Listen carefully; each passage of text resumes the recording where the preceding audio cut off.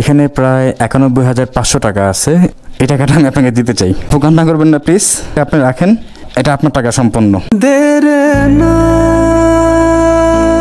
আসসালামু আলাইকুম সবাইকে। আজকে যাচ্ছি সেই আপুটির বাসায় যে কিনা লাস্ট ভিডিওতে দেখছেন ফুড পান্ডা ডেলিভারি কাজ করে, ওনার বাসায় যাব। আর ওনার বাসায় যাওয়ার একটাই কারণ যে লাস্ট ভিডিওতে এই 2 দিনে কত টাকা উঠছে বিকাশে, তাকে আমরা কত টাকা দিব সম্পূর্ণ ভিডিওতে দেখতে পারবেন আপনারা। কি আগে ওনার বাসায় যাই, পুলিশসহ তারা না, এইটা হলো ওনার বাসা। আর ওনাকে ফোন না দিয়ে বাসায় ঢোকাটা ঠিক হবে না, তাই আমি বাসার সামনে এসেই ওনাকে ফোন দিলাম।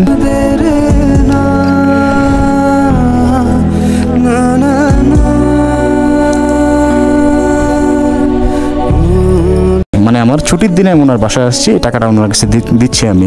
এই টাকাটা আমি আপনাকে দিলাম, এটা আমার টাকা না, এটা দেশের সকলে, দেশের বাইরের মানুষ আপনাকে হেল্প করছে। আপনি চেষ্টা করবেন, আমি আরও চেষ্টা করব আপনার জন্য আরও কিছু ম্যানেজ করার জন্য, যেন একটা ছোট্ট দোকান বা কিছু দিতে পারেন আপনি। মানে আপনার যেন ফুড পান্ডার কোনো কাজ করতে না হয়, বা রাস্তায় রাস্তায় কাজ, কোনো কাজই খারাপ না, কোনো কাজই ছোট না, অন্তত আপনার যেন একটা নিজস্ব কিছু করতে পারেন। একটা মেয়ে মানুষ হয়ে আপনি 7-8 ঘন্টা সাইকেল চালান রাস্তার মধ্যে, এটা আসলে অনেক কষ্টের জীবন। এটা রাখেন আপনি, এটা আপনাকে দিলাম আমি, রাখেন। আপনি খুশি? খুশি মানে আমি বুঝাইতে পারবো না কতটুকু। আমি যেটা বলতে চাচ্ছি, আমার যে ভাইয়েরা আমাকে আল্লাহর রহমতে দয়া করে হেল্প করছে, আমি দোয়া করি আল্লাহ যেন তাদের দুনিয়া আখিরাতের সমস্ত সমস্যা সমাধান করে দেয়।